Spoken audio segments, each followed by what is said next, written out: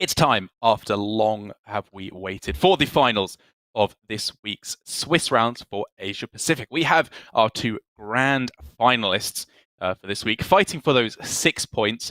And while there's definitely not too much on the line in terms of divisions, both of these players in Glory and Posesi are guaranteed Division A, there is in terms of pride, specifically for Glory. As we mentioned at the start, Surrender is currently sitting at 13 points after a second place week 1, first place week 2, and then a little bit of a lackluster, not even making the top 8 in week 3. Washed up. Glory. Come yeah, on, exactly. Surrender. Imagine after going second and then first, not winning in the third week in a row. Pathetic.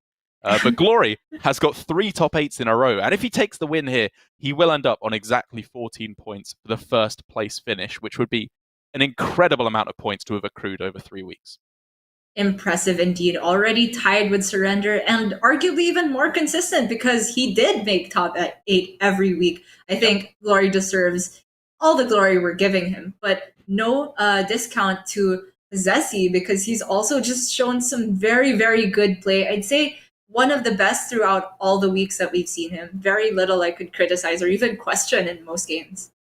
I would definitely agree with you. But taking a look at the decks that have been left up here in the ban phase, very unsurprisingly, as always, Paladin, Shaman, Druid left up. But then as the fourth deck, the Mage for both players, I think does make sense. If I had to wager a guess as to what Glory and Posesi's thinking was, it's that Mage is generally the deck that you do want to leave unbanned by for your opponent. But because of the weakness of Priest, they realized specifically against Kin and Blitzchung, given that those were their 2 opponents in the semi-finals, they deviated a little bit, but now have gone back to what feels like the core strategy of just getting rid of Mage. You're right. And Priest is not actually in the lineup, so forgive me for talking about it too much, but the way that Glory and Posesi built their Priest is exactly how you said you wanted to see it be built for this week, with all of the single target removal, the double Holy Smite, double Penance, and the Moarg as well, with two copies. So I think that probably makes all the difference as to what class they are going to be leaving up. And previous series, we've seen them both queue up Mage first, but what's it going to be for this time? I believe it's going to be a Mage from Posesi and the Shaman from Glory. I apologize. The wrong way around, but it is going to be the Mage versus Shaman, which is somewhat interesting. I think in terms of queue order, which decks they queue up in particular order is not particularly skill testing or the interesting part. The interesting part for me is which deck they choose to not queue for the entirety of the series. I wonder if they will both come to the same conclusion. Maybe that Paladin is the weakest, just because it is overall considered the weakest class at the moment. Or maybe the Druid they won't go for because of its somewhat susceptibility to the aggressive strategies. There's a lot of things going on here, but at the very least, we can say a Shaman and a Mage feels like a safe bet for the first game. Sure. We're going to make a guess right now. Which deck is not going to be queued up? I'd also guess Paladin because their Druids are actually teched a bit for the aggro matchups with the 1 copy of these. And I think in previous series throughout this weekend, we've still seen both of these players queue up Druid, even against what seems to be unfavorable matchups. Very juicy looking starting hand, though, for Glory. Posesi is going to have to find some incredibly powerful early game plays to fight back against that. And to be fair, he's kind of got it. Yep. Either the Frostbolt or a Zephrys backstab. I'm looking at the Zephrys because it's also, in most cases, able to answer or at least prevent Glory from playing the next threat.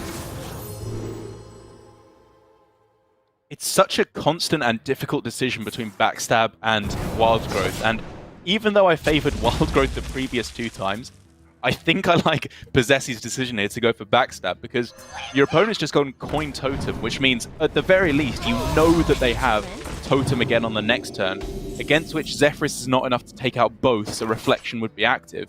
And if you don't go for that, you may have to go for Frostbolt on 3 to take out the other 2. Basically, the entire process going through my head is if you pick Backstab, you can much more reliably deny Totemic Reflection, which is game plan A through Y in this matchup. The game plan Z is the puzzle box. In any case, there's already another tough discussion to be had for Posesi here, whether he expends Frostbolt on a minion. Because it kind of locks out Bone Wraith on 4 if he's hoping to save that for a totem. But ultimately, I quite like his decision here. Frostbolt on the Lackey, probably not threatening enough to warrant it. I like this a lot as well. The Bone Wraith was somewhat tempting there just to prioritize development, but you want to deny the Reflection, the Axe, all that nonsense. And it just, well, rolls very nicely into Rolling Fireball on the following turn to keep the board clear going, turn after turn. With the Totemic Might, though, and the nice positioning from Glory to put the totems away from each other, Rolling Fireball only will be able to clear up the Evil and the Kobold Lackey. I say only, but that's pretty devastating already for Glory.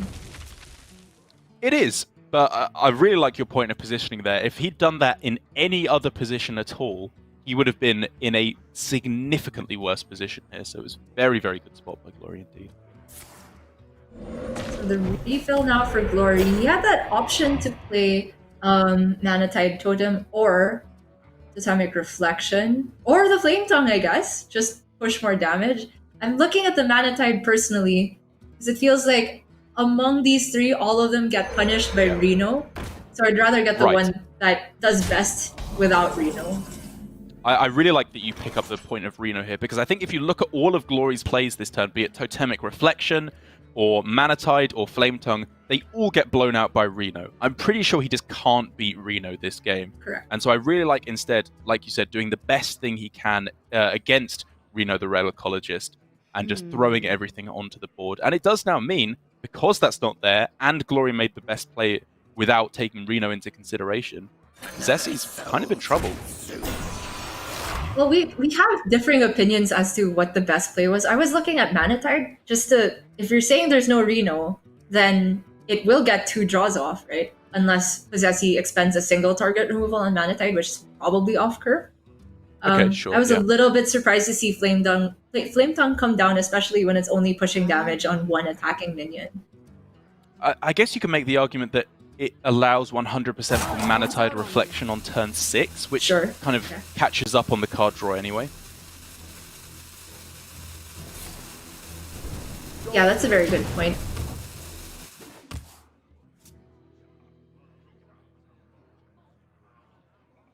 Okay. Whoa, so many strong plays here. If he goes for the Splitting Axe, that's a full board, nearly. If he wants to fit in the hero power, it's a full board. And he gets a lot of juicy trades. Is that the 3/2 Searing Totem would go down to a 1/2, right? Because it would put a copy of itself on the right-hand side. So the trades don't work out quite so well. I guess he could still just trade it into the 2/1 at the end.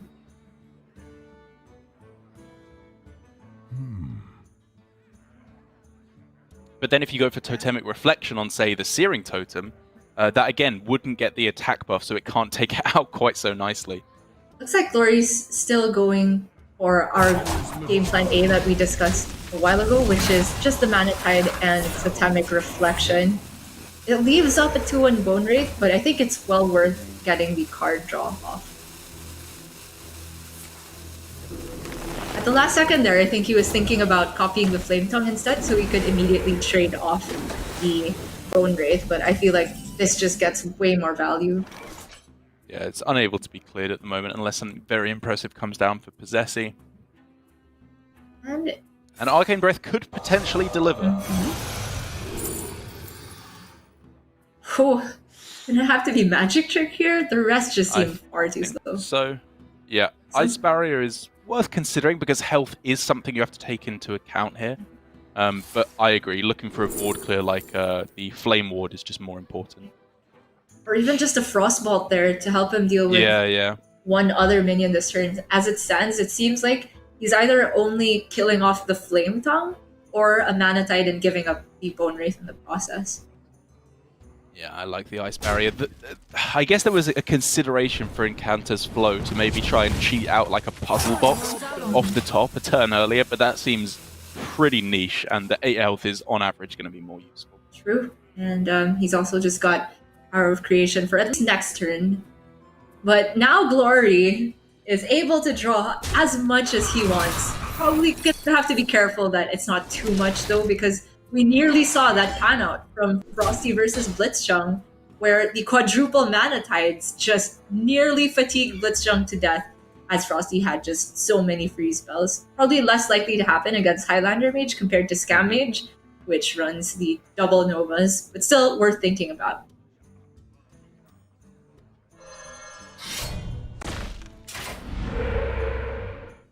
I agree it's worth thinking about, but then I think overall you're just setting up for such powerful plays over the next couple of turns, far and away the most likely way that Gloria is going to be taking this game. I like the halfway point Gloria has taken here. The overkill one would have been playing the other Mana Tide and then just having a full board of 7 Mana Tides. Gloria here, I think, having... What's that mage legendary weapon called again at the end of your turn? Oh, a Lunith, yeah. Yeah. Getting that online seems good enough here. I'll agree with that. So we're clearly trying to set up for Posesi here ways to reach turn 10 to go for the amazing Reno to clean up the board. Frostnova buys him a full turn no matter what. And it looks like he's letting it rip now and basically saying, all right, we'll fill in the blanks next turn. He went for that really quickly because the thing with Frost Nova is that it's so powerful and unconditionally most times gives you another turn that as a mage player, even from the old freeze mage mindset back in the day, you often thought about ways that you could survive without using the Nova, and that usually involves assessing how much damage your opponent can do on that turn in particular. So Posesi had an option to just say ping a Mana Tide and play the Ooze, or alternatively go for taunts or charges off of Power of Creation. Both of which I think, if he doesn't land the ideal Power of Creation, would just die to Bloodlust. So he ultimately goes for Nova there.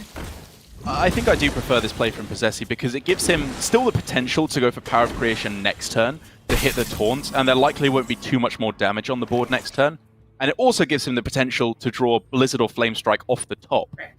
Which is obviously a much more secure way of locking out the, not the win, but the survival, at least. Well, the Deep Freeze not gonna freeze enough here. The Gyrocopter is huge! Scam Mage does it again. We can clear off. Yep, Flesh Eating Ghoul dies first. It's not an interaction you see often, but it's the correct order. And then 2 Mana Tide totems, or a Mana Tide and Storm Surge if he pairs. Actually, I think either. It seems like a small thing, but because the game plan is going to be Reno to clear whatever comes down next turn, then suddenly the Shaman just has refill. And then you need to think about how far the Kaлагos and Deep Freeze can actually get him. So I think limiting the resources as opposed to additional 1 or 2 damage from the overflow is a good decision from Posesi. Overload, sorry. But how much damage are we actually looking at here, including the Serpent Shrine Portal? It is 9, 14, 17 damage as I count it, so not quite there. Always worth considering in these instances.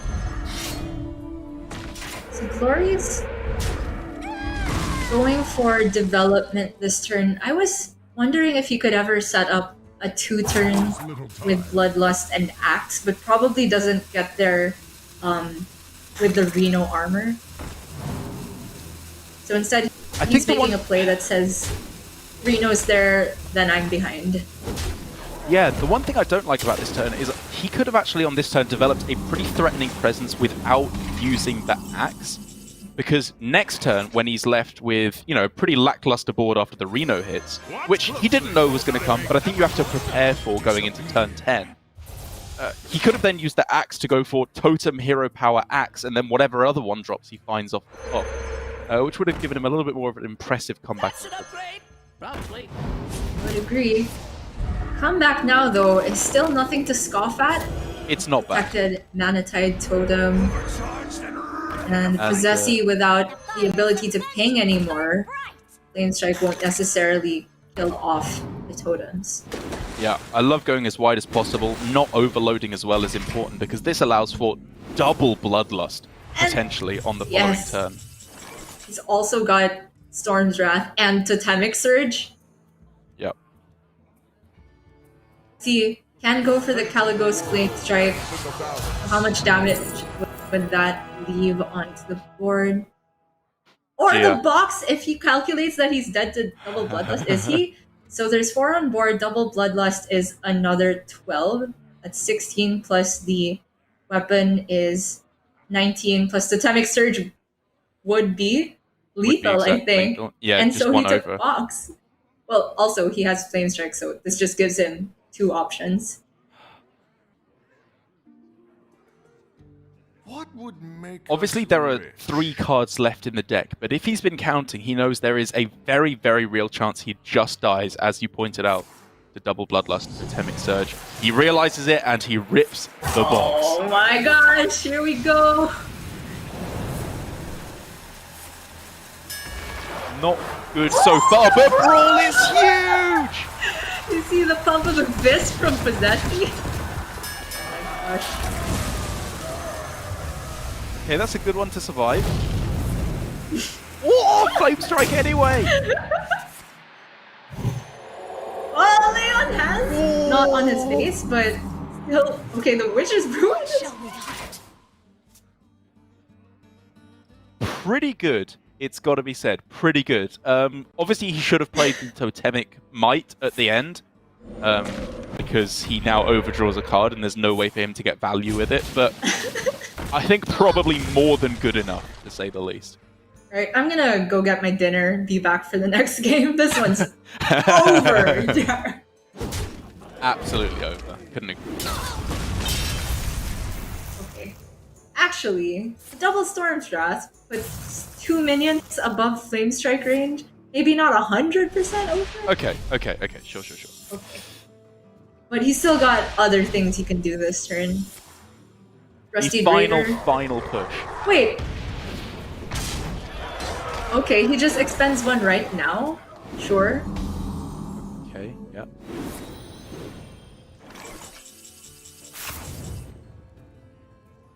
Okay. Posesi knows there's another Bloodlust. Mm-hmm. So, if he removes just the 6/4 and leaves a taunt, I do believe he's alive? Mm-hmm. But this just works better, right? Punch, and then... Oh, does it necessarily? He doesn't have the mana to Flame Strike after. Thought he did. Oh, never mind. Yeah, Dragon Catcher is active. That is just very over. I should have gotten my dinner, Dara. What am I doing? Yeah, it was a good line spotted there by Posesi. There was very little that could be done by Glory overall. It's got to be said, Bloodlust now 8 damage, and then it dies, and there's nothing left. He knows it, we know it. Posesi, once again, with the might of Reno and Puzzlebox, is able to come to a somewhat funny, but still well-deserved victory. I think it's fair to say 1-0 up in our final series of the day. Well deserved, but I also gotta give props to Glory. I really like how he went about the majority of that game. Yeah. Aside from that one turn that we questioned a bit, again, not saying it's wrong, but we found it a little fishy that he went for the Splitting Axe going into a Reno turn, as opposed to maybe setting it up for more development later. Granted, the board he did use for refill was more than enough, actually, to present a lethal through Bloodlust, but had nothing on the box. There. Yeah, again, maybe we're looking too much at what was in his hand rather than what he would draw off of the Mana Tide totems. If he'd found a Storm's Wrath or something else a little bit earlier, he may have been able to get the damage needed to close things out. But for Posesi, like you said, he's one with the box, and the box is with him. Because he is so many times getting exactly what he needs. Whether he's playing it from his hand or getting it off Reno, it's exactly what he needs every game. So that does mean, again, that the mage is out of the way, whether you like it or not. We're not going to see that from Posesi. It is still available for Glory, but we're going to have to see whether or not he queues that up in the next game of this series. The finals for Asia-Pacific will continue after this.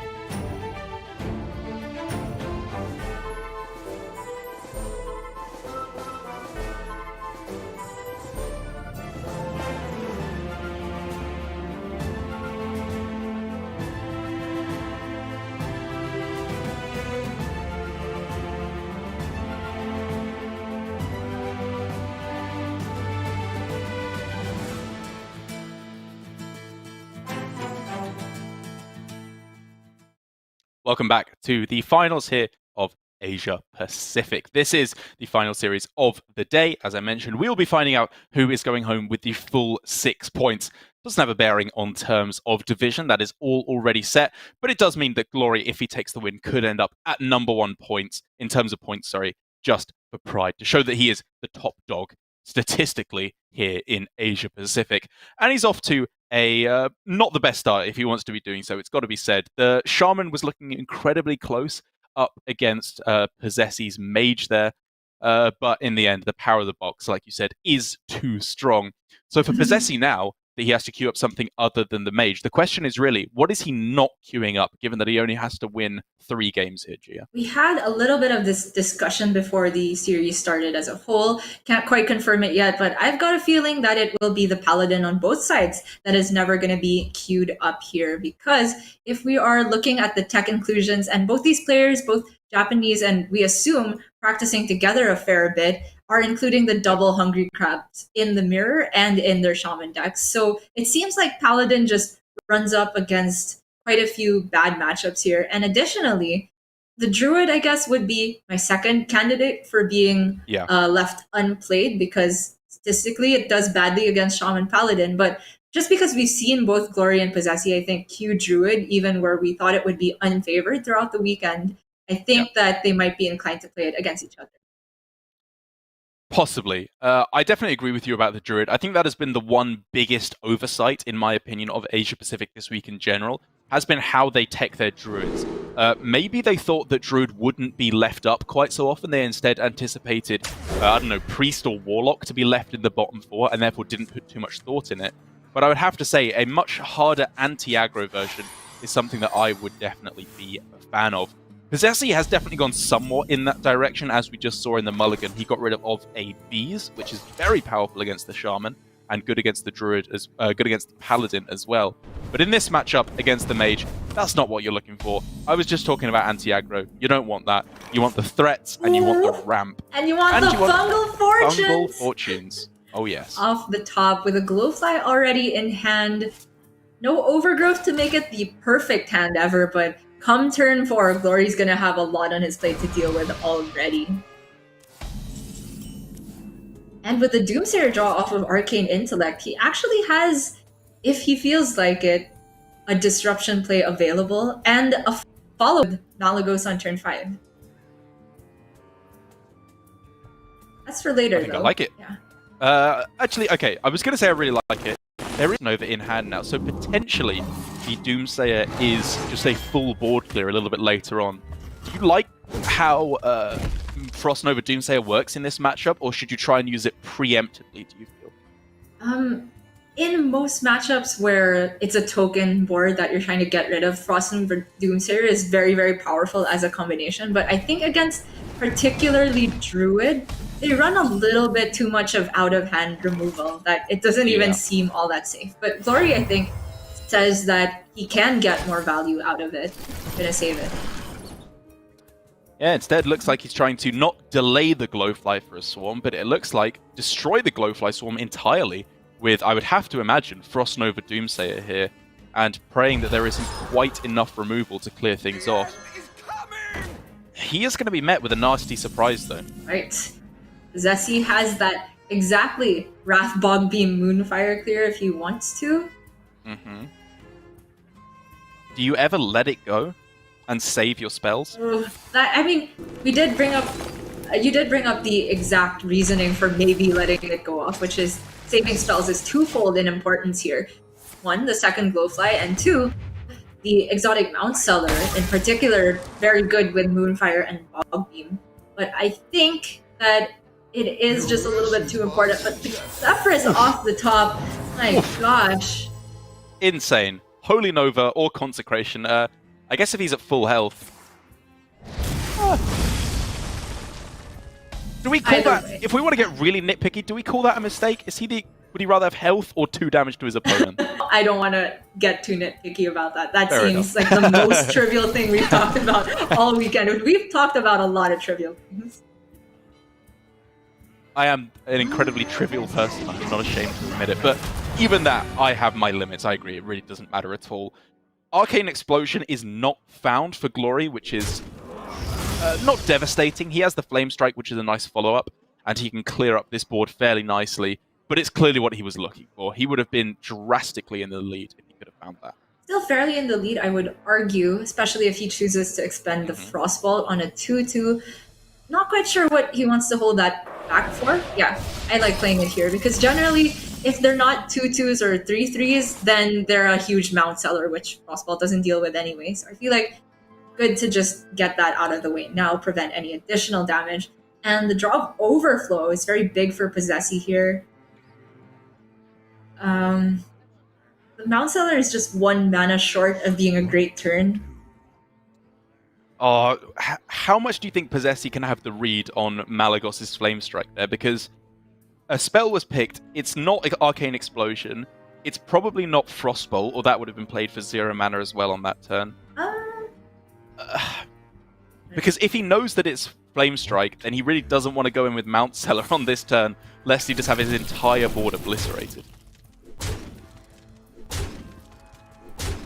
I don't know if he can have a solid read on that. It might be that Glory was just presented with 3 very subpar choices.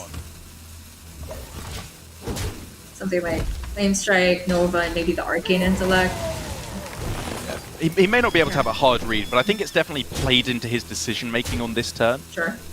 Because, outside of the Malagos's Flame Strike, there's not that many powerful AoEs that could clear off an entire Mount Seller board. That'll deal with this very handsomely. All the Highlanders off the top for Glory are absolutely devastating to Posesi. And we saw Posesi take a very patient approach. Expending these there seem very lackluster, but I think he's mainly trying to free up hand space for this Overflow and then really pop off with the Mount Seller, which I think he kind of needs to do because the list this week, given all the Shamans and Paladins, is cutting Ysera.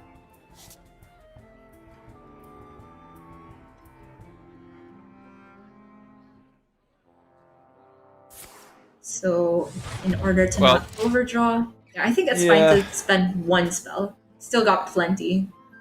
I mean, the entire game plan here for Posesi is pray they don't have Dragon Queen Alexstrasza, because if that comes down, he is just so far behind. But with all 3, as you mentioned... Dormu! That's huge! That's gonna... Animations off of the Mount Seller take a fair bit. I think you're right. Alright, he's gotta pop off, and he's gotta believe in the Griffins. There's no way he has enough time, right? No way! If he gets 1 grain kill off the Dormu ASAP with Wrath and something, I don't know. But this entire board is just dead. Even the Mount Seller, he can just go for Squall Hunter, is that the name of the card, plus Flame Strike? Oh I guess Soul of the Forest keeps it alive. That is nuts.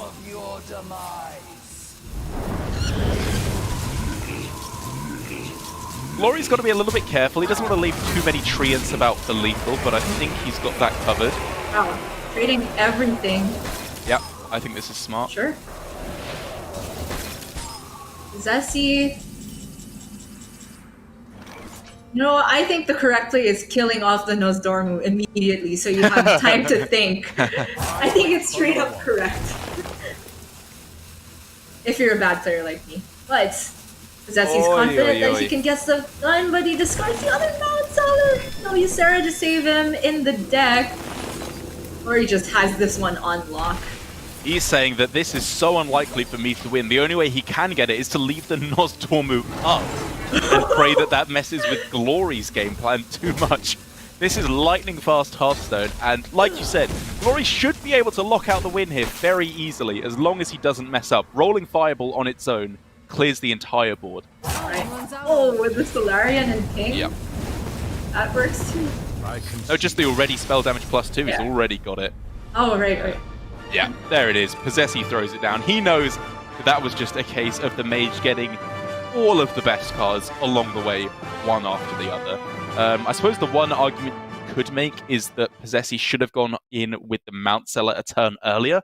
Obviously, it would have gone very wrong for him, but on average, if he didn't think the Flame Strike was there, maybe he could have set up just a 1 turn that's too difficult to answer and then delivered a Savage Roar lethal. But either way, it seemed unlikely.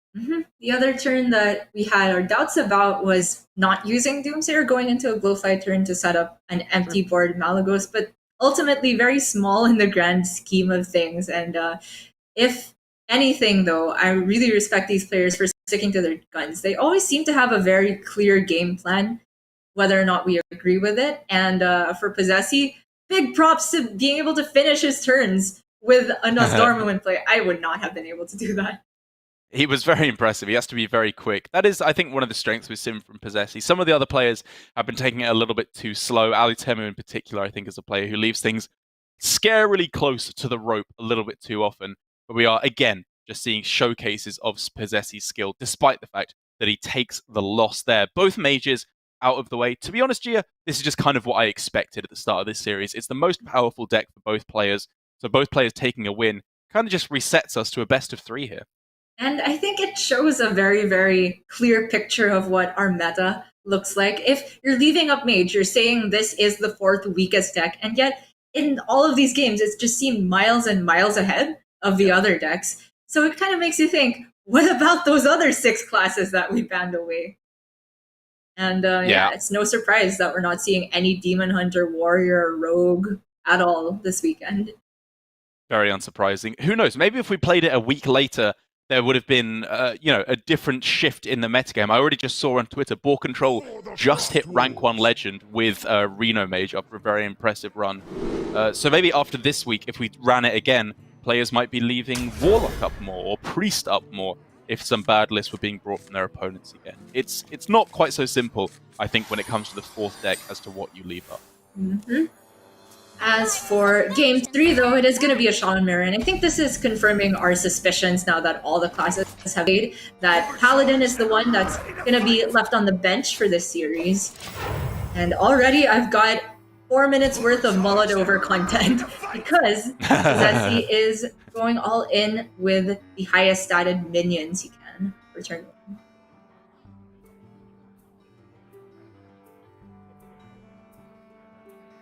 So for Glory, it's between Totem and Hungry Crab.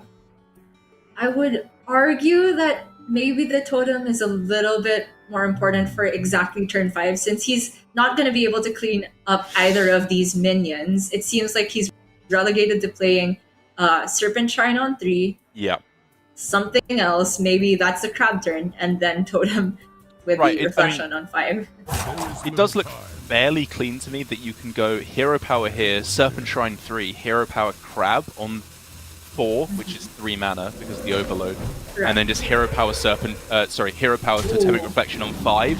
It's getting pretty late down the line, but I think it has to go this way. And the healing totem is actually huge here. Makes it so that Glory can take another trade with the Blazing Battle Mage and not have it die. And the value trades are everything in this matchup. Posesi reaching for double 1-drop seems fine to me. Yeah, you just want to set up for the Flame Tongue next turn no matter what. But no matter which minion he buffs, there will be a 1-2 left on board, which feels bad because Glory has a 2-2.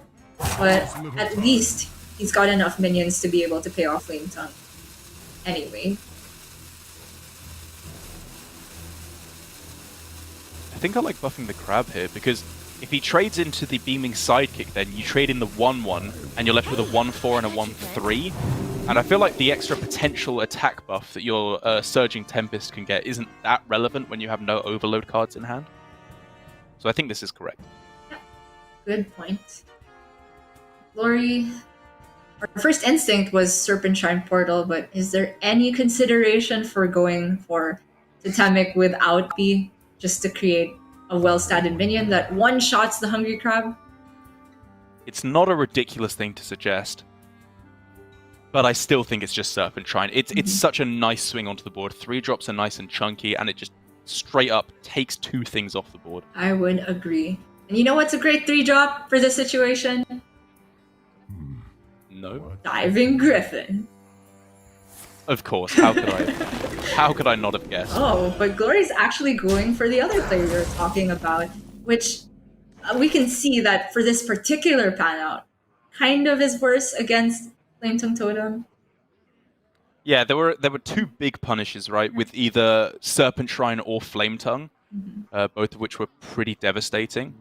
Or even just, I think you could argue that Totemic Reflection in response on the Crab was also pretty devastating. True. But again, if you're arguing those things, then you have to say, well, would Totemic Reflections, if he'd gone for the Serpent Shrine portal, have been even worse? Some plays are just bad no matter what you do. Although Glory, maybe he was thinking that the Serpent Shrine could land on a better target on the following turn, seeing that he would require Posesi to play something like Flame Tongue to answer the board. Then he could land a Serpent Shrine on a totem, which he would much rather kill. But he is just going to play the War Axe, and I respect this. I think that one of the plays I didn't like today was from Kin, which is not playing the War Axe, even though it felt terrible.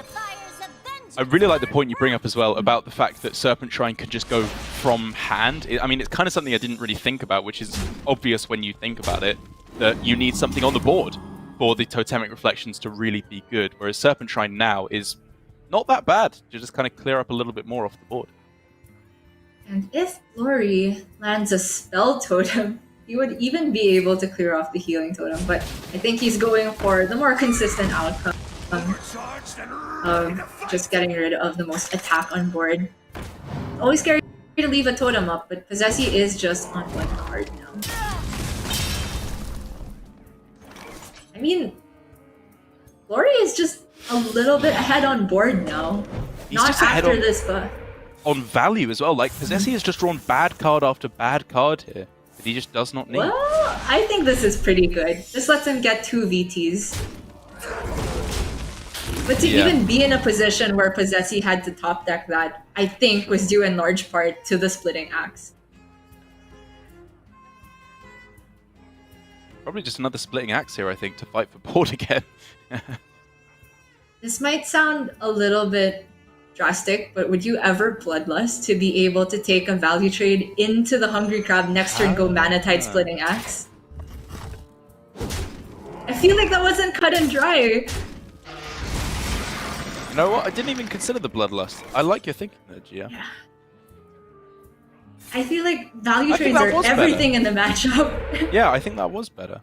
He wasn't overloaded, was he? No. And the Axe would have been able to kill something the next turn and get the copy.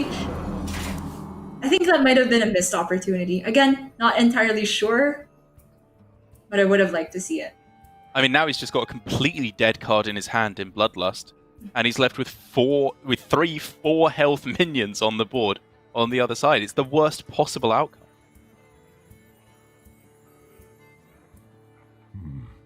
What to do? He can try and cycle with the Mana Tide, but with a Serpent Shrine used, and both Splitting Axes, there's very few comeback mechanisms left for Glory, if not just the other Serpent Shrine or some lackey shenanigans. So Posesi at the moment isn't able to clear off both of the totems, which is a problem for him because of course he wants to cut off the card draw from Glory, but he also wants to make sure that his minions are as healthy as possible. Ultimately decides to prioritize the board. It's unbelievable how important value trades are in this matchup and just trying to keep ahead on board. Same as the old Zoo Mirrors. Yeah. Hey, I got you, friend. The old combo priest as well, time and time again in Hearthstone. But for now, Glory maybe is able, with this high amount of card draw and pretty decent stats he's putting on the board, able to wrestle things back. It's going to be so close. I mean, it seems like he has the sustain to get there because after this Mana Tide kills the 0-2 and the Axe presumably kills the 2-2, Posesi just doesn't have a way of killing either Mana Tide barring a good draw off the top.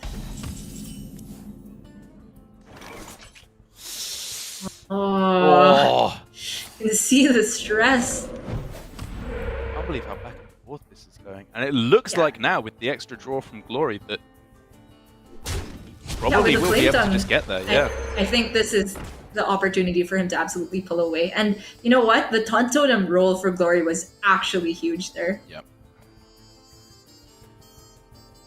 Enormous. I guess there's... Posesi's already thinking, does he just go face here because he's not winning the value game plan, try to set up a cheese bloodlust? I like it. It's like, it's Serpent Shrine into Wolf Rider is kind of where we're approaching now, I think, for Glory. The Bloodlust is something I was looking at here for Glory. I think it's actually a pretty decent use of it. Just to take, again, those value trades of the utmost importance here. Does it not do about as much as Flame Tongue? No, actually, you're right. This lets him take 3 value trades, and it's important to clear off all the totems and, yeah, all the totems. So I like it, and now Posesi will be left with 2 minions on board, and since it looks like Glory's leaving up the spell totem, it's actually... okay, maybe not. I was gonna say, it's actually lethal with Bloodlust and Serpent Shrine. I mean, you just take more damage by leaving up the crab. I'm pretty sure you just always kill the crab. Afraid of reflections, I guess. You always have to be cautious about leaving up totems. It's not the draw for Posesi, but even Wolf Rider would have made him 1 off here. Yeah, Wolf Rider's not quite there even. Wonder what he's looking for.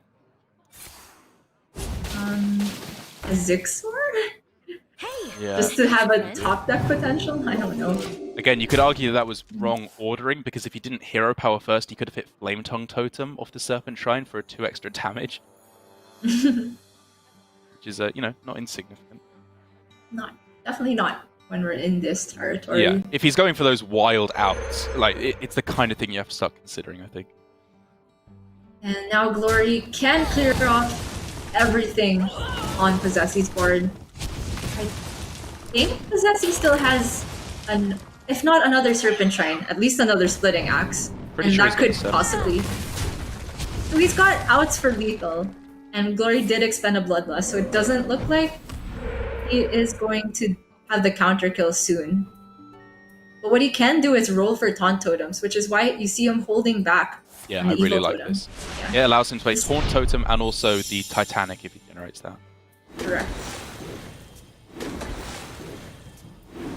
Small optimizations could mean the difference between win or loss. Oh my gosh, that's 1 in 4 for lethal. Posesi is rubbing his hands together. He's getting ready, Feeling gearing up. Wrath of Bear. Ooh. There's still a chance. Still a chance. Does he Wolf save it Rider. though? He'd probably save it to go for next turn another chance at spell damage. Yeah, I like it.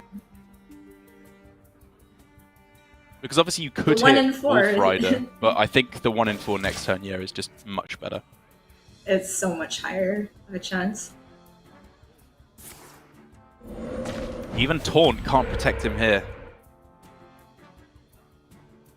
Axe off the top is just lethal for Posesi. Spell damage is lethal as well. He has got significant chances of taking the game here. It all comes down to this, and you know what? This is probably the closest Shaman Mirror we've ever seen this weekend. Very true. In the vast history of this weekend. Yes. Because when else are we going to see Shaman Mirrors, Dark? Hopefully, This particular Shaman. never again. I wonder. I really enjoyed how back and forth this was, and of course, the ultimate outcome is now in neither of the players' hands, but up to the fate of the top deck or the spell damage roll. But there was so much we could dig into the mid game there. In 4. Got it. Oh! He's not dead though. He's got another shot next turn. All right. Wait, is he not dead with Totemic Surge? 1 Totemic Surge and anything else? Goblin Lackey, I guess. 8 plus 18. I don't think he's dead. I think, yeah, it's just a little bit short. Did I just... Oh man, I called this too soon. Still a chance, Gia. There's always a chance. That does lock out the axe for lethal now that the Taunt Totem has finally been generated. Correct. For anyone that hasn't been playing too much Shaman, you can't generate the same of a totem that's already on board. So every turn that Glory left up the Wrath of Air and the Yeah. Searing, that gives him better odds to roll the Taunt Totem. 1 This and is it. 4. This is it. What's it gonna be? I can't look. Oh! Lifts again. Glory knows what's up. He knows exactly what is up. Glory's about to have a heart attack here. Whoa, a staggeringly close one indeed, but well done there by Glory. It was a back and forth game, and I think you could argue, I really liked your point about the bloodlust in the mid game. Maybe Glory could have optimized things a little bit, but at the end there, you forget about all of that, and all you're thinking about is, oh, please God, what did I do in a previous life? Just let me win this game. It's all I care about. That was really fun to watch, I have to admit. Even though it did come down to a matter of chance at the end, the vast majority of the game had tons and tons of small decisions, like micro decisions as we call it, which are ever present in aggro matchups, but maybe in recent metas, not things that we've been seeing lately. I would say that in most of Ashes of Outland and also most of the Year of the Dragon, there was just a meta that relied more on macro. And it's nice to see the fundamentals coming back into play as well. I agree completely. Demon Hunter is an incredibly powerful aggro deck ever since it came out, obviously, but it takes a completely different shape. It's less about value trading and more just about trying to find a way to stop the onslaught of damage that they're throwing straight at your face game after game, whereas that is, like you said, much more like old school value trade and aggro, which I'm always a fan of seeing. But another arguably old school matchup of a similar caliber is the Paladin, the Murloc Paladin mirror here. This can be a bit of a weird one, I've got to admit here. And I do believe for Posesi, that marks every deck queued up already. Maybe not the Druid, but I feel think like... not the Druid, yeah. Okay.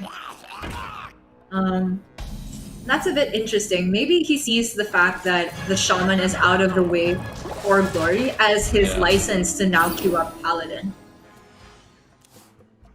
Well, one thing that we do need to address is, of course, the presence of this little snippy snappy boy right here, the Hungry Crab for Glory. I will say, it didn't have to come down on this turn. We could have seen Angler on that turn to set up for a slightly more powerful Crab on the following turns. And Posesi's response, as far as we're concerned, is decent. Yeah. He's able to clear it off, develop a weapon, but Glory, with the 1-mana Dormant minion, has a very, very strong hold on the board going into the Cold Lights here. He's even got the curve of Felfin into Scale Lord, or Scale Lord into Felfin, whatever works out better.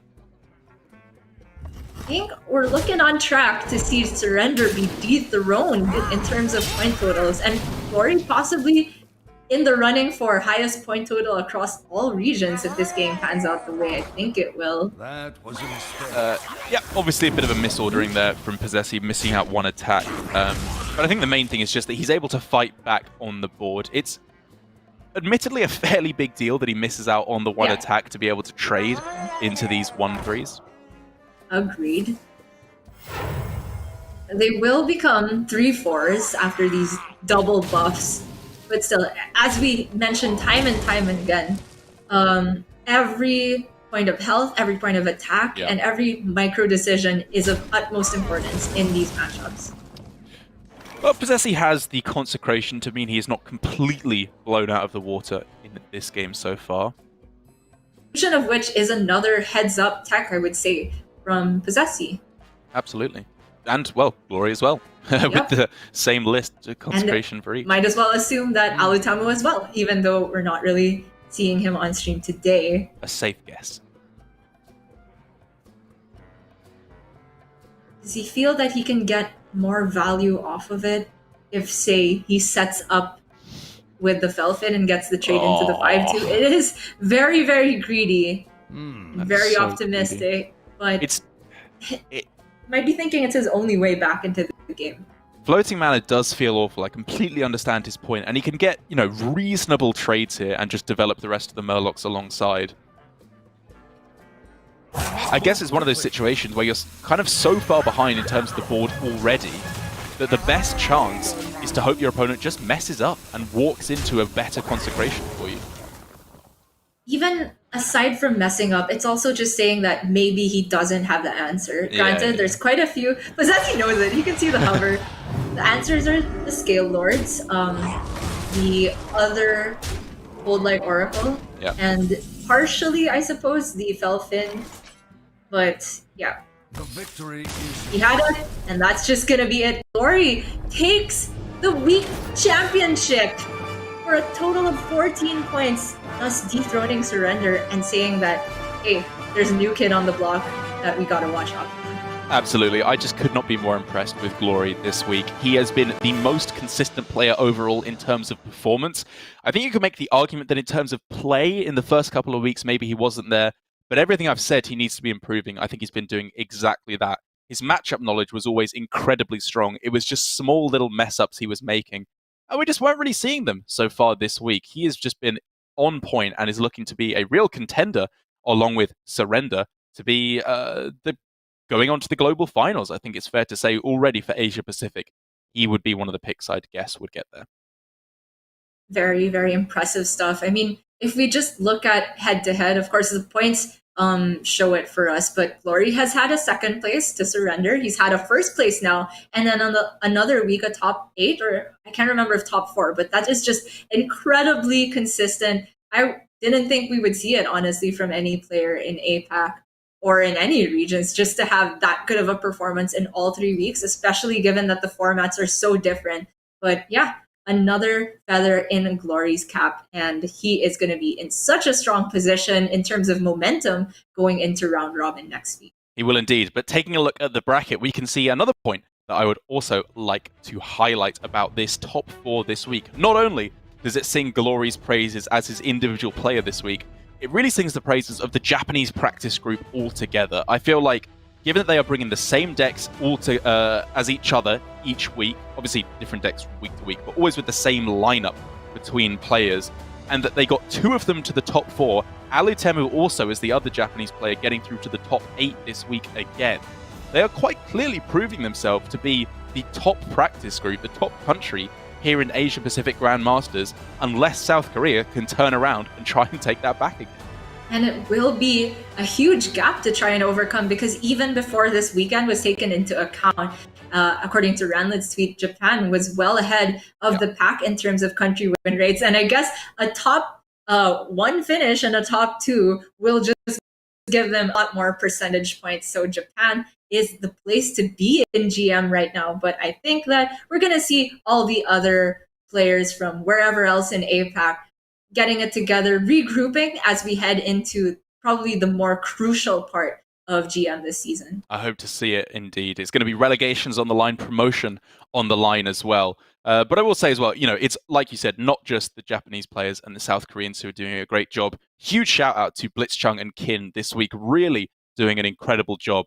Blitzchung just 1 game away from ending up in Division A, despite his very lackluster performance in the first couple of weeks. So I just want to say a great job, I think, to them. The one slip-up you could argue from the 2 Hong Kong players was the Priest, which felt like their downfall for both of them in the top 4. But outside of that, I think very strong play. And of course, with Blitzchung taking the loss in the top 4, the other bit of housekeeping that we have to do is congratulate Chonsu coming in Division A. I'm sure he'll be very, very excited with how close it came at the end.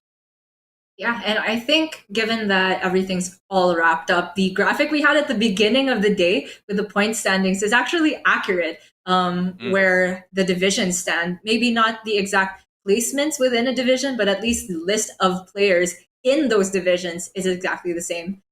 Very strong on either end, but it's definitely going to be scary for players in Division B. Yep, see it right here. That's right. The asterisk, those were the players who were playing at the start of the day, but they have already got all the points they're going to get. It does, of course, mean Glory is now up with an additional 2 points at 14, finishing incredibly impressively in first place. That means he got 14 out of a possible 18 points over the 3 weeks. A very, very impressive record overall.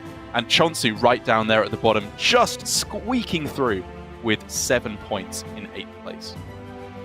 Yeah, I think the only rearrangements here are within the top 4, because Surrender is at... Glory would be at first place with 14. After today, Surrender at 13. And Posesi, I think, at 12 and Kin at 11. So impressive all across the board. Love to see it.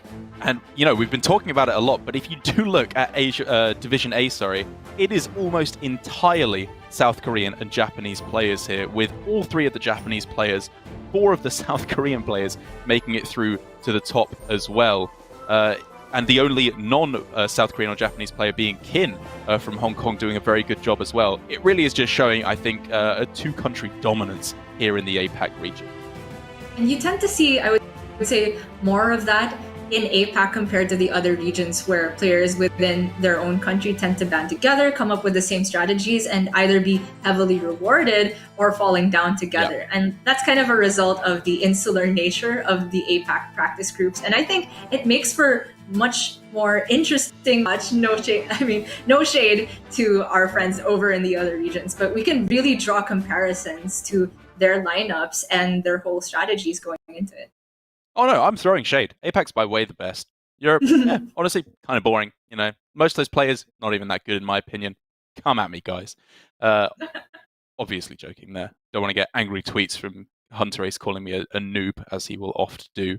But yeah, I agree. It really does just add another dynamic layer to all the thinking here in Asia-Pacific, where it's not only the individual players, it's all the connections that bind them together. I'd love to get a little bit more insight, maybe from the players as we head into the round robin in the coming weeks, as to what their strategy is going into the back to the Conquest best of 5 format that we'll be running with for the rest of the round robin.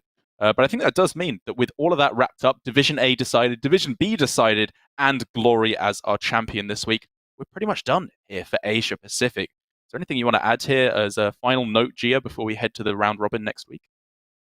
Well, just want to say that it was fun for just the weekend watching a bunch of Paladin and Shaman, but I am glad that it is just going to be for this weekend, and ultimately getting into the meat of Grandmasters next week. It's really going to be high pressure now, because all the games are going to give you a very clear picture of where you're at. And in our graphic in the beginning, if you fall to the bottom, that's it. Relegation for Division B. That's right. 3 players up for relegation at the end. It's going to be some heart-wrenching stuff, but I cannot wait to get into it and see some serious Hearthstone action in the coming 4 weeks.